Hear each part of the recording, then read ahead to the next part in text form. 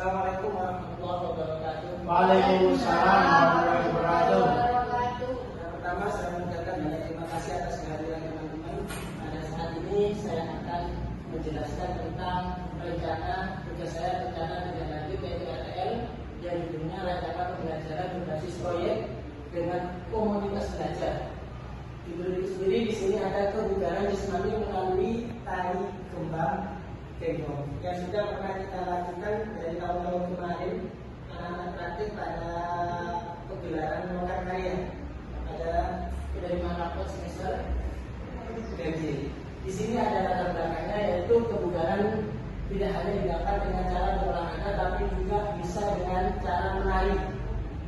Jadi kalau pada umumnya kalau olahraga kebugaran itu dengan senam aerobik atau apa, untuk sekarang ini saya menggabungkan dengan gerakan tari.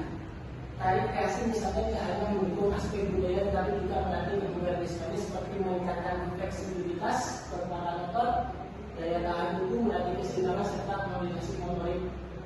Tari kreasi genggong, kembang genggong, saya akan nilai-nilai dulu dan manfaat bagi tubuh perkembangan. Namun seiring perkembangan zaman dan latar belakang sekolah yang berbasis pondok, tari hampir tidak pernah diajarkan. Program ini bertujuan untuk mengenalkan dan melestarikan tari kembang itu sebagai aktivitas olahraga dan pelestarian kearifan lokal yang menyenangkan dan bermanfaat bagi peserta didik.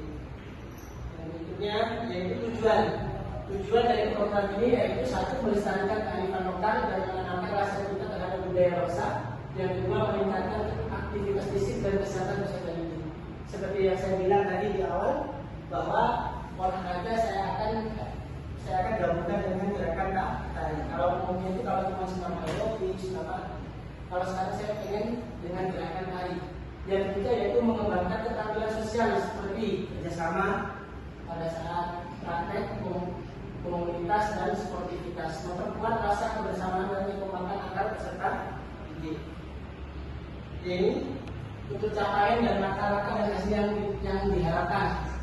Satu, capaian peserta didik memahami manfaat kebugaran jasmani melalui aktivitas tari tradisional khususnya tari kreasi kembang genggong.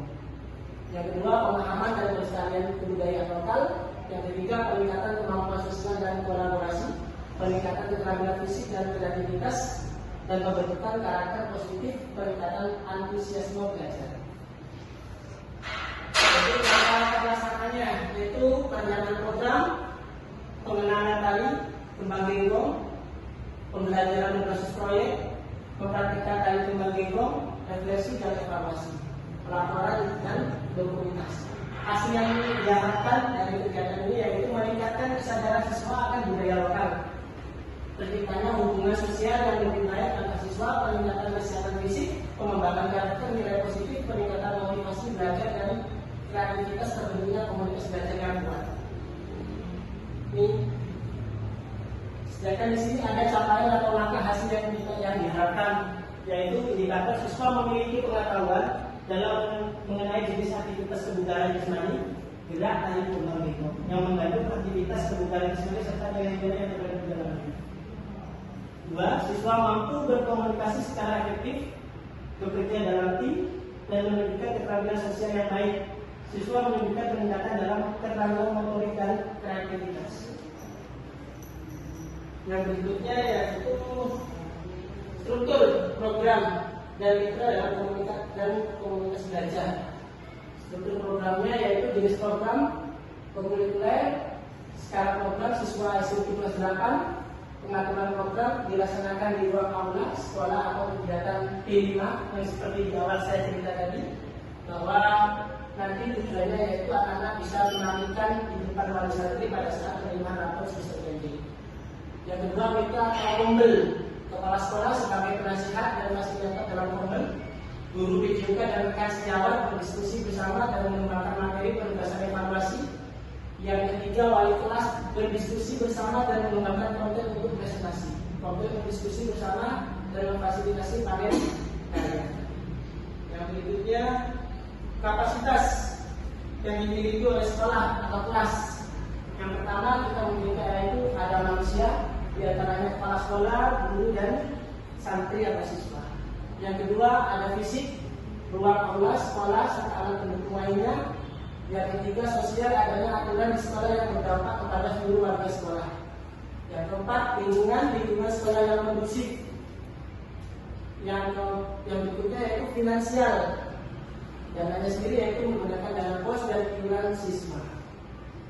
Yang terakhir yaitu politik, kebijakan kepala sekolah, agama dan kebudayaan, tari, kreasi, kembang, teknologi. Ini rencana evaluasinya. Di sini ada observasi, mengamati, antusiasme dan keterlibatan siswa dalam kegiatan, rubrik penilaiannya itu sendiri yang guru PJK dan guru seni budaya. Di sini sudah hadir, terima kasih untuk guru seni budayanya Ustazah Hidah. Dan refleksi siswa atau penilaian oleh siswa itu sendiri. Ini tantangan, kemungkinan tantangan yang pertama yaitu sebagian peserta didik mungkin merasa malu, tidak percaya diri dan kurang tertarik untuk mengikuti kegiatan tari tradisional karena dianggap kuno dan tidak sesuai dengan minat mereka. Solusinya memberikan sesi pengenalan yang menarik seperti menampilkan video inspiratif dan mengundang penari muda terkenal untuk berbagai pengalaman. Melibatkan peserta didik dalam proses memilih elemen kreatif tari sehingga mereka merasa memiliki kontribusi terhadap hasil akhir. Tantangan nomor 2 yaitu tidak semua peserta didik memiliki keterampilan dasar dalam menari sehingga kesulitan mengikuti gerakan tari kembang genggo. Solusinya mengajarkan gerakan secara bertahap mulai dari gerakan paling sederhana hingga lebih kompleks. 3. Tantangannya peserta didik dengan tingkat kebugaran rendah mungkin cepat lelah atau kesulitan mengikuti latihan intensif. Yang berikutnya terakhir yaitu solusi, memasukkan sisi pemanasan dan pendinginan yang tepat sebelum dan sesudah latihan. Mungkin itu penjelasan dari saya dari awal. Mungkin dari teman-teman ada yang tambahan atau masukan, monggo silakan. Ya, Ya. Kita ketahui kita di dalam lingkungan pondok pesantren. Ya. Apakah memungkinkan kalau seandainya ini diterapkan atau dilatih kegiatan putra dan putri untuk bersama, atau ada kegiatan yang berbeda? Kita beda, itu berbeda. Apakah itu memungkinkan? Terima kasih. Oke, terima kasih Ustaz. Mungkin ada yang bisa jawab dari teman-teman yang lain dulu, mungkin selaku guru seni budaya ini Ustazah Hidah, mungkin Wid, gimana Wid? Karena di sini kita berada di lingkungan yang pesantren, otomatis antara siswa putra dan putri itu berbeda lokasi, berbeda gedung. Jadi itu juga merupakan tantangan bagi saya untuk melaksanakan kegiatan ini. Cuman dari tahun-tahun yang kemarin yang sudah kita lakukan, itu perlu ada perbaikan juga. Seperti yang saya bilang tadi, kalau tahun kemarin hanya siswa putri yang melaksanakan tari kembang genggong itu, saya kepengennya ke depan juga putra bisa belajar. Mungkin ada masukan dari teman-teman. Untuk putra ini caranya gimana? Mungkin ada tidak? Ada Wib? Kalau menurut saya, kalau putra itu mungkin wali kelas terlebih dahulu untuk menseleksi siswanya. Jadi yang benar-benar memiliki potensi di situ digabungkan dengan kelas lain. Jadi tidak asal nunjuk, tidak mewajibkan semua siswa berarti. Ada perwakilan kelas. Oke, terima kasih. Mungkin itu yang bisa kita lakukan bersama-sama ke depan untuk bisa membuat anak-anak itu bisa lebih kreatif lagi, terutama di sini seperti yang saya jelaskan tadi di awal, hubungannya yaitu tentang tujuannya melatih kebugaran jasmani. Biasanya banyak cara kebugaran itu, bukan hanya dengan lari, bukan hanya dengan berenang atau bermain sepak bola, tapi juga dengan cara senam. Cuma yang kebanyakan kebugaran jasmani itu dilakukan dengan senam aerobik atau senam yang diiringi oleh musik. Untuk sekarang ini juga ada musik, tapi saya gabungkan dengan yang namanya tarian genggong itu sendiri. Jadi gerakannya di sini yaitu berupa tarian, ya, berupa tarian. Oke, mungkin ada tambahan lagi dari ustaz-ustaz yang lain. Mungkin Ustaz Robert, ada Ustaz Robert? Ada Ustaz? Tidak sementara. Tidak ada ya. Jadi saya berharap kedepannya itu mungkin kita pisahkan dulu antara fungsi latihannya untuk yang di putri yang di putra. Yang jelas pada saat latihan, karena kita di lingkungan pesantren, basicnya pesantren sekolah kita, jadi tidak mungkin untuk berlatih bersama di dalam satu tempat. Itu yang saya tantangan buat saya ke depan. Jadi mau tidak mau kita harus menyusun jadwal sendiri antara jadwal latihannya untuk yang di putri dan juga yang di putra.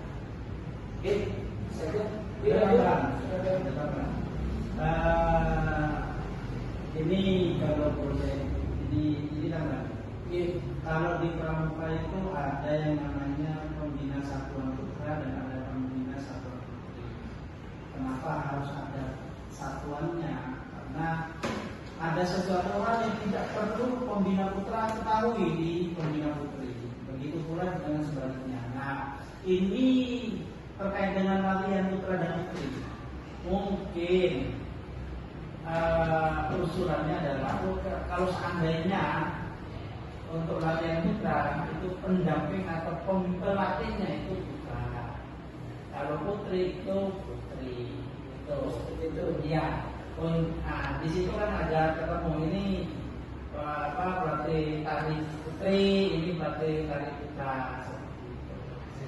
Berarti nanti kita bagi pelatihnya sendiri antara pelatih putri diusahakan untuk yang melatih itu ustazah putri, jadi kita untuk yang putra. Jadi anak-anak lebih percaya diri mungkin Ya bisa dan berjalan dengan baik sesuai dengan yang diharapkan.